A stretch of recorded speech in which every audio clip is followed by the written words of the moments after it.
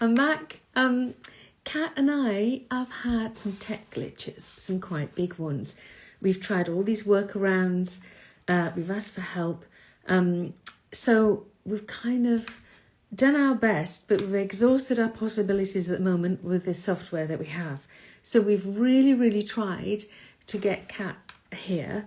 So my genius idea was that Kat is going to put some info in the comments, so at least I can pick that up and we can kind of get her involved in the live that way. And if it doesn't work, we'll just do what we can, and we'll go through the questions that we've already had. So thank you to people sending questions in advance, and I can check the comments hopefully, and I'll be able to see Kat there with her information and her take. So it would be great if someone could just pop a comment in the comment box so that I can make sure that I can see the comments as we go, so I'll be able to pick up on anything that's coming through, so I can see people joining. So you can do that as a question or anything. Ruth, if you're there, maybe you could just put a little question in just so I can see what it's coming up.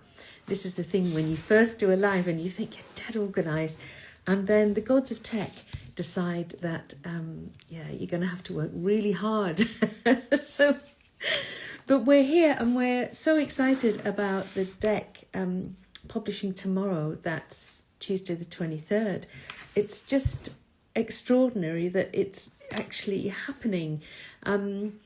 We first started connecting, really, I think we started talking, being in touch probably about 2 years ago now.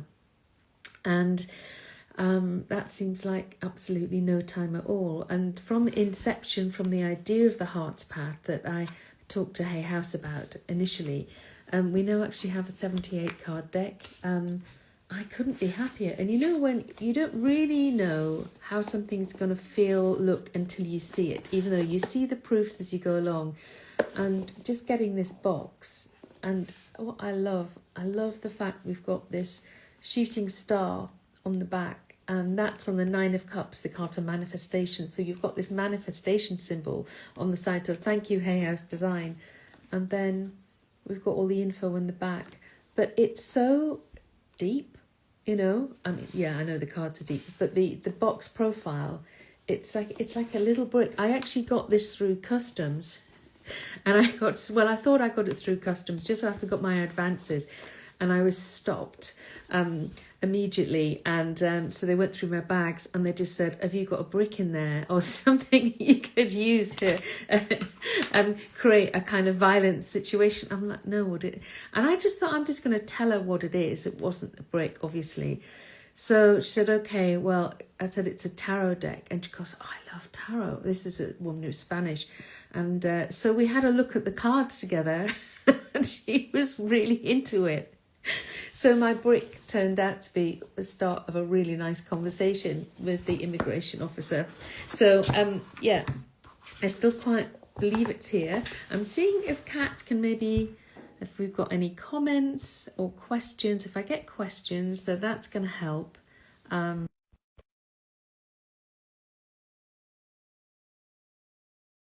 Which is what I'd really desperately hope for. But let's see how we go. And I look at the questions I've had so far. I think this was on Instagram. This is the progress pages. So I'm not quite sure who you are, but you would like us to sort of share our favourite cards, and I'll share my favourites. I've got a few though. Is that okay? Ruth's saying that she's put a comment in. Can I see it? How can I see the comments, I wonder?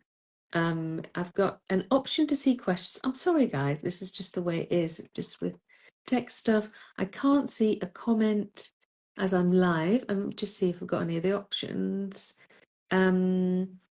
Commenting's on. Can't see it. Okay. Right. There might be another way to do this. If there is, I'm not sure what it is. So maybe it says no questions yet, but anyone watching can send and see questions here. So if anyone could try and find a question option, that would be so brilliant, so that I could at least see what your questions are like live as we go. But what the progress pages is saying is that what are your favorite cards? And if any cards ended up looking different to how we first imagined, which is actually two great questions. Ah, I can see a comment. How brilliant. Oh, thank you, Kat. Kat is with us. She's in the house in words, which is great. Kat saying, I love so many. The Eight of Wands is my absolute favorite, though. I could paint cats all day. Wow. This is very nice because I also love the Eight of Wands, which I now call the Eight of Cats. And it's fallen off the desk. It's like it flipped out. So I'll just, for those of you who haven't got the deck yet, this is just, I just absolutely love this. We've got the cats on brooms or besoms. And I just love the energy of this and the character and the kind of the witchy magic of it as well. So yeah, Cat, that is also probably my favorite. Yeah, I think it is my favorite. I do love cats. We did get some cats in the deck, but I did have one person who was a client sort of saying, Liz, I really like the idea of the Heart's Bath Tarot, but is it full of cats? Like, is it? And actually, I said, you know what? There's only 3 cards that feature cats in the whole deck, and then she was happy. So I think we restrained ourselves, but I think it's just an absolutely gorgeous, gorgeous day. And I just, you know, when you just see something and it makes you smile and makes you feel warm on the inside, because I love the way cats are just so spontaneous, so reflexive, so responsive. They have that amazing kind of mystic kind of energy as well, which is perfect for the Eight of Wands, which is all about, of course, like communication and, you know, like, you know, that kind of that cat's focus of like, you can see they're all going somewhere. They don't know where they're going to land, but they don't care because it's just about being in the moment, feeling that you're really in your own flow. So that's what I love about that card. So cat, absolutely. I'm completely with you on that one. And the one that is kind of akin to that, I think, in the deck is my second favorite. I haven't got to the majors yet, though, which is the Seven of Cups. And again, the jellyfish, something that's ethereal, nothing is certain. I just love the movement and the color, Kat, that you've created here. I just think is beautiful. Because we were going to go and think, hey, this is the right way, you know, let's reinterpret the sacred symbols in the 7 cups. But I just didn't feel that this deck wanted that. You know, when you start a deck, it tends to have its own spirit. And that seems to happen as soon as you get into the first card that's in color, which was the moon, the card on the cover. And then it's like it starts speaking back to you. And then when I came up with this idea, I was like, is this going to work? And Kat, I feel that you must have just gone, yeah, because this just came straight through with no changes, anything. It was just like this kind of channel through to both of us, I feel, because it's got that magical underwater feeling, all that sense of possibility. Is it real? But, you know, things are swimming, things are moving at this point. There is nothing stable or fixed about the Seven of Cups, the card of magic and potential illusion and possibility. So I think that's why I love that so much. And again, it feels like it's kind of the companion card to the Eight of Wands, which I just think is really fantastic. Thank you to everybody else who's joining. I can see, oh, hi, Jenny.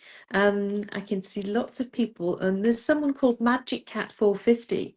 I think you might like this deck for that very reason. So Kat's back. Thank you. I love creating that one. I could see it as soon as I read the brief. Wow. Because as a writer, my challenge was to make sure that I could really express the idea. And sometimes you can find if you can't express that idea in words so that an artist can get it straight away, there's usually something wrong with your idea. There's something wrong with the brief. It's not the artist, it's the writer and it's the idea. So that was a real kind of masterclass for me to the how do I get these briefs so that they're really trying to sing out the feel that that I wanted. And with Kat, it was just kept landing and kept landing. And when you begin, there's always that time of like, well, you don't know each other too well. And you're like, oh, is this going to be okay? And then after you've got through the first few cards, it's like it all starts to click. And then you both start to kind of link together and it merges. And then that deck starts to talk back to you. It's like, oh, you've created me now, right? I'm gonna get you running round. I'm gonna give you some challenges. So I think for me that the test was really in being able to express those ideas really coherently. And sometimes it's difficult to do that because it's a feeling rather than something I can completely see. But if you start writing, then you're creating through words, and then I start to see it enough that I can give it to Kat and that she can say, okay, I get this, right? And she can take it from as far as where I can, that the point at which I can go no further because I'm visual to an extent, but I'm not an artist, is that she can then take it and go, I know what to do with this to make it into this brilliant card. So, oh, hi, Sarah. Yeah, the decks, I think, should all be with you in the next tomorrow or the next few days. So I think there's a lot of excitement in warehouses at the moment. So and oh, Magic Cat is back saying, oh, your book, The Ultimate Guide to Tarot, should arrive today. I'm excited to learn. I use oracle cards, haven't tried tarot. These cards look beautiful. That's a really great thing to say and to share. And thank you for sharing that, because it is all about how you feel about the cards. If you connect with a deck because you just think it's beautiful, right? You don't know necessarily what the symbols mean. You might not know a lot about tarot, but you just love the color. There's something that warms you. For me, I need to feel it in my body. I need to feel it in my heart or solar plexus. There needs to be like a visceral response to a deck. And then I know I can read with it. Because some decks I've admired so much, like the Salvador Dali deck, for example, some of the decks based around artists or on very famous artists' work, they look stunning. They might have gold on them. There'll be reimagining of their paintings or using the original art, and repurposing it to tarot. And I will think, I should be able to use this. And I find I just want to have it in my collection. I might look at the odd card because it feels good, but I don't read with it. And that's the thing that can happen. You can sometimes get something that you admire, but it's almost like I can't interact with it in a way. So if you see a deck and then you get a feeling about it, it's not an intellectual thing, it's actually feeling. You just go, I like that. That's enough. That usually means that you can read with it. So it's paying attention to the words you say to yourself, the way you kind of self-communicate about it. It's like, oh, wow, that's so clever, as opposed to, oh, that's so beautiful. It's kind of different part of the brain, and that's the bit that tells you the decks that you should be having, that you should be getting. And I've got rather a lot. I think I've got at least a few hundred, maybe more, and I just can never bear to part with them. Some people get decks, pass them on. Anyway, I've now started to talk about decks in general, but it's such a big thing, isn't it? It's particularly if you don't know this deck and you want to try it. It's like, how do I feel when I see the cards? Yeah. So let's see. Oh, I've got lots more comments. Yeah. Thank you, Magic Cat. Yeah, that makes sense. I felt that. All right, thank you. Now, back to the progress page's original question. We've done our favourite cards. Any cards ended up looking different to how we first imagined? Cat, I'm just trying to think. Did anything look different the way when we first imagined it? It could be those instances, I think, where I kind of changed it because I realised that my idea wasn't landing. There were probably a few of those. But yeah, that it looked different. Yeah, I wonder how we think about that one. I think that's interesting because it's like what your preconceived idea is. I think for me, I can only visualize so far. So I never had anything completely set as like this is the goal. I expect it to look a certain way. I think I had a fair amount of openness around that to receive kind of what you were going to bring. But I know that this is one that completely delighted me because this is the world, which I really loved. And I guess what I expected with this, I was thinking about expectation. I thought it would be quite simple in terms of the mandala shape here, which of course is the Vesica Piscis. So this is the birth of the universe. And I just thought that was kind of quite simple, maybe quite plain. And the focus being, I guess, on the world dancer. But then Kat being Kat, I just feel that the tree, the leaves are as beautiful as the figure. And I've come to see that in a lot of these cards. There is nothing in nature that is left kind of unloved or neglected in any of these cards, because you can see the love there. That's what I felt in Kat's work for all of nature. And so the detail on the leaves, the attention to the colour, makes it so magical. So that for me was an unexpected pleasure, seeing how this came out. And of course, when we're looking at drafts, we're looking, and Kat, I know you can talk about oh, I'm sorry, I'm just distracted because Kat has said the Fool changed a lot, and that's very true. I had a different idea on that of the Fool diving into water off a cliff. And it didn't work because I thought that's great because that's the leap from the cliff into the water of life. But when we did it, there was something that just didn't sit. So we went to perhaps a more traditional Fool, but the way that is being portrayed has just got such a likeness. I'm going to try and find it now so you can see it. Of course, I'm going through the deck here. I love the hardback as well. It's just so gorgeous. It will be, the Fool will be right at the bottom of the deck. So I'm going to try and anticipate that one and look from the bottom of the deck. But knowing what's been happening this evening with all our tech challenges and many conversations on various platforms, may not conform to that little rule either, but being on the bottom, right? So I'm going to keep looking through. So we'll just see if we can see the Fool. Because often when you buy a deck, they are ordered, aren't they? They come in order, and the Fool can be the first card that you see. Ah, here he is. Okay, nearly last card. You see there. So we went for something a little bit more traditional, but Kat made this feel so magical for me. I just loved the lemon, and I loved his stance. Like it just feels so naive. There's a beautiful innocence there, and there's 1 foot already off the cliff, and we still have the Fool's dog. And I love, again, the mountains.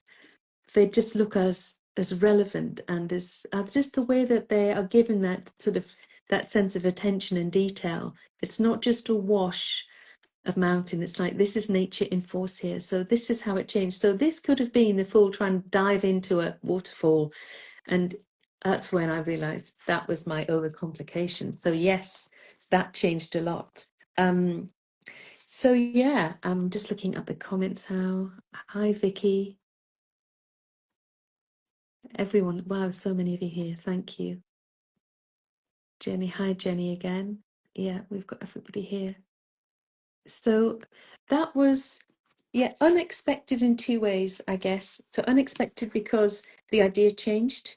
And so we both got something we didn't expect it at the end, and unexpected in terms of the rendering and the approach, again, putting so much beauty into the detail.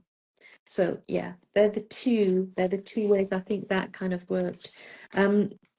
Lorraine Lawson, how long did it take you to complete the deck from start to finish? I think I mentioned at the beginning, some of you may have not dropped in there, that it probably took us about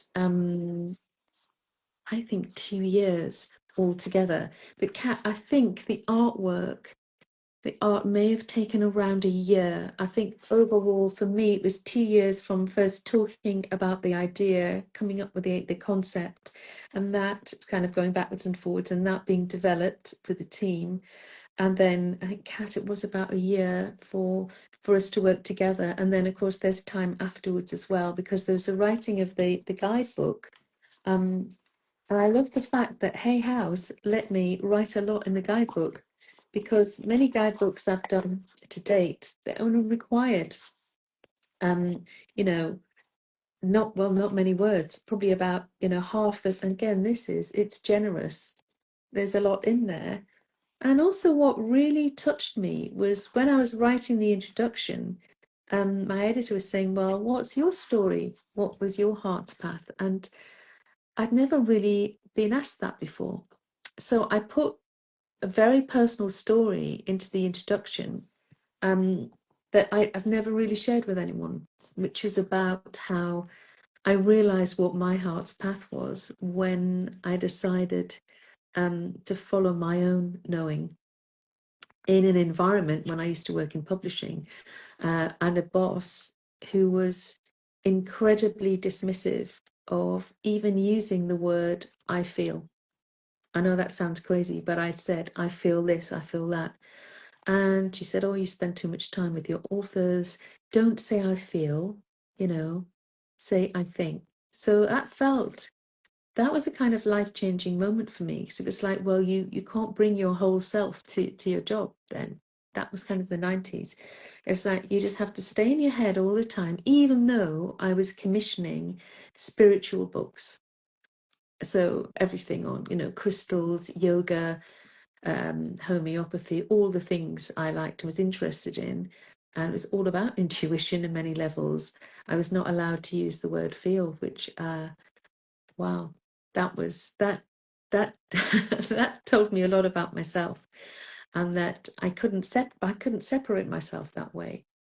Be one person at work, and being involved in these fantastic topics that I was learning so much through the authors about them, and yet being prevented from really doing the job I wanted to do, which was to work empathically with people.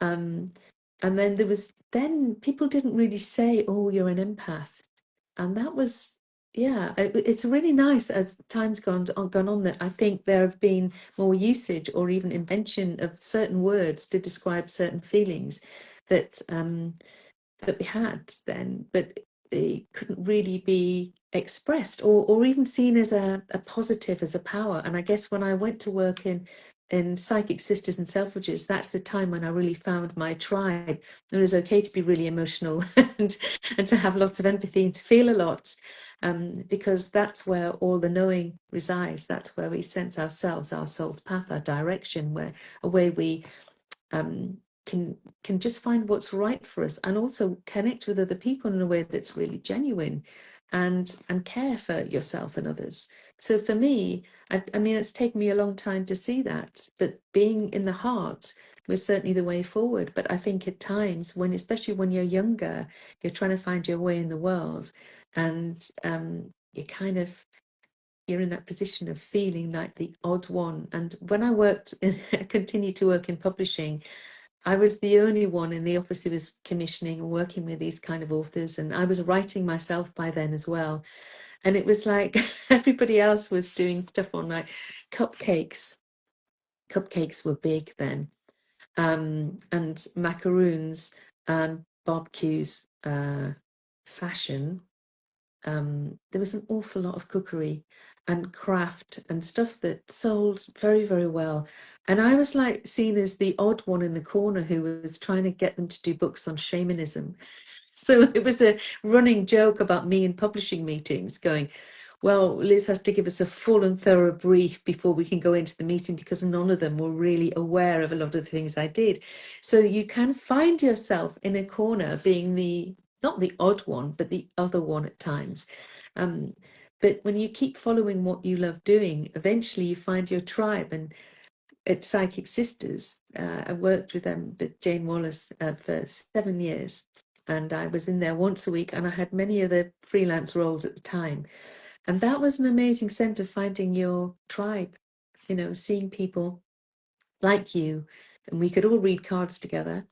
And it was just, it normalized our experience of doing psychic work. And I'm forever grateful for that experience as well. So you have certain people that kind of nudge you on your path, whether they're people saying, don't do this, or people saying, yeah, do this. They're all signposts, in order for you to kind of find your way. So that's really the kind of the context for the idea of the deck. And then, of course, it developed, and we looked at, how we were going to illustrate everything. Oh, Natasha. Hi, Natasha. You'd love to see the chariot. Let me get the chariot for you. It's great. If you've got any comments, do just jump on And the chariot will be, I'm just going to say the chariot will be really easy to find and really near the top of the deck. So will it be. Just let's just see. The chariot. I love doing the chariot actually. Chariot's coming. I was going to say talk amongst yourselves, but we don't really do that on a live. So let's see if we can find him. Yes, here we are. So Natasha, is the chariot for you? So we just wanted that sense of energy, sort of solar energy and speed. And the idea that he's kind of leaning into this, he's leaning in as if he's kind of controlling the speed of the chariot with his body position.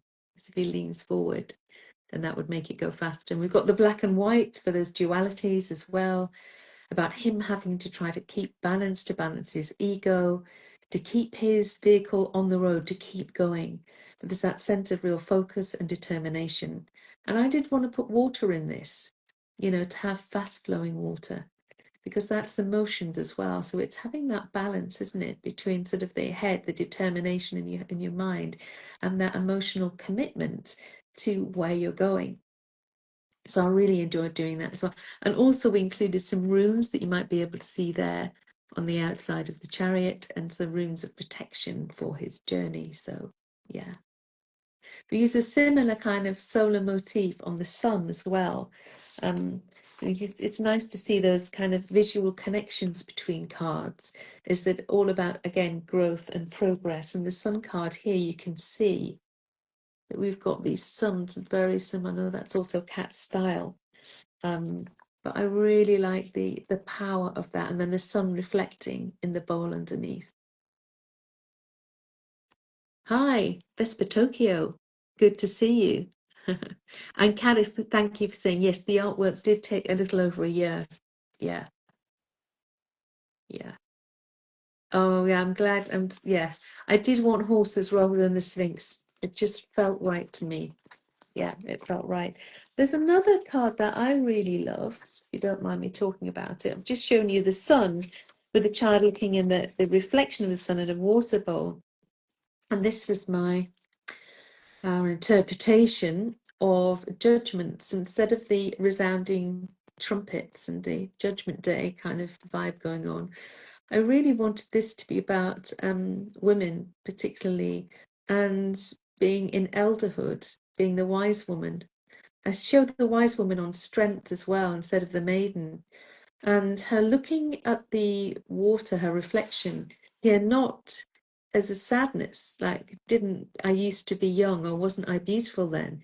But she's smiling in recognition and kind of looking at her younger self with warmth and care, and that they are so connected. They're still the same, they are the same soul. So it's no fading beauty here. It's all about sort of reconnection and rebirth. And Kat made the birch trees behind sort of really magical with the little stars as well. And we put the phoenix onto the cauldron, again, as a symbol of renewal and rebirth. And there's something so peaceful about this, because I wanted this to feel like a very gentle awakening, not something that was harsh or, yeah, like the mighty sound of trumpets at all. This is a gentle knowing and recognition of the past, of our past actions, of our past selves, and holding ourselves through that process. Because of course, card 20 is the penultimate card in the cycle of the majors, and with 21 we're evolving, we're going back into the cosmos and being reincarnated. So this is that quiet time of deep soulful reflection before the soul evolves and ascends. So that for me feels like a very special card. I did want to show more wise women in this deck, so that we have a real mix of everybody here. Some of them are not specifically about one gender or another. We have lots of different shapes, body shapes, I say lots of different ages, and that was something that was very important to all of us, to be representative as we went along. And this is my strength card that I really love this. So she's holding a wolf rather than the lion. So a bit like with the chariot, instead of the sphinxes, we're having the horses. And that's a really healing the wild self and nurturing the wild self, whether you're wounded or whether you need strength to be more wild. You can see the wolf is standing alone from his pack, which you see on the hilltop. And the lemniscate is represented in the bow on her cape there. And she's really kind of leaning into him, unafraid. And for me, it's a deep card of self-acceptance as well. Because when I read, we're often reading to reconnect with ourselves. It doesn't have to be about prediction, the future, what's going on there at all. It can really just be for our own reflection so that we feel stronger in our own knowing and that we can hear our heart's wisdom, on top of all of the kind of distraction. And I think with social media as well, at times, and everything else that goes on, it can really fragment our concentration, and it can be hard to concentrate for any length of time because there's that constant interruption. Algorithms do that to us as well. So when we read cards, it really feels this increasingly for me, it gives us really precious time just to look at where we are and what our heart needs, what we need, without being constantly interrupted. And sometimes these days it's almost hard to actually finish a thought, let alone create something. There's a beautiful, and I've probably said this before, sort of quotation from the author of The Women Who Run with the Wolves. I think is she called? I think his surname is Estes, Pincola Estes. I have the book, so if anyone can remember the full name of the author, please tell me. And she says something along the lines of, "It is only when we are still that the spirit can find us." And that stayed with me for a long time. So when you really are in danger of just getting into the maelstrom again, just like, your cards can help ground you and help you reconnect so that the spirit can find you. So I just wanted to share that with you. Oh, Natasha, hi, I have a question here. Can you tell me how long a reading's meaning resonates for? Is it weeks or days? Oh, I see. That's interesting. Oh, and it is Clarissa Pincona Estes. Thank you. So I guess you're talking about if you're reading for yourself and you're thinking about a card, and say if you've got, I don't know, let's look at, say, the High Priestess. Does that mean how long you might feel that, or how long it might influence you for? Is it weeks or days? I mean, when we look at a reading, the timescale of a reading maximum would be around 18 months. For me, it's however long I want to think about it, I guess. Sometimes I'll carry a card around with me. I'll sleep with it under my pillow, because if I feel called to a card, I want to work with it. And that for me would usually be at least a few days, or it could even be a week. If you keep a journal, the tarot card for your tarot readings, that can help you see the resonance too. So if you're writing down maybe what's happened to you, things that you feel have happened since you, for example, drew this card, that might be able to give you your own timeline as well. You'll be able to see how long that influence is been around because of the things that card has been attracting. So I hope I've answered that question rightly. It's a really interesting one. Let's see. Oh, Vesper Tokyo. Oh, hi. Love the sun. Oh, I'm glad you like that card. It's lovely to show a lot of these cards all in one go, because you can't really do that until you get right on the eve of publication. You can show them briefly, but to actually be able to go through them and talk about them just feels like a real joy. It's a real pleasure, to be honest, just to look through all of these in front of me. And I know those of you who ordered will be able to get yours soon. There is still time to get a pre-order in, right? And then you can get your name in the draw to win one of 5 readings with me. So if you can do that before midnight tonight, so you've got like 6 hours or so, you will still be in with a chance to get a complimentary reading. And those readings, giving it to 5 people, and they're going to be about 30 minutes each, which is a nice gift, I think. And the other thing I wanted to I was just really feeling when I was just before we connected, once I got the tech bit sorted, was stars. I felt really drawn to this one this week. And I think I just held this up at the beginning. It's because a lovely, lovely author called Claire Stone um, put this on Instagram, and I got hundreds and hundreds of people commenting. So it was a kind of as a make a wish post, what is it you want? Make a wish, and you can put 111. You could use numbers to kind of magnify the wish. And there's something about this card that just it feels really powerful at the moment. And then I looked at the other cards with stars. Of course, we have the star here with the dove of peace and her hair falling into like a waterfall, a stream. And then so it just shows you how connected she is with the water, the way with the Empress. It's how connected she is with the earth. So the roots come from her feet. Because this follows a meditation I often do with tarot students, because I teach tarot online.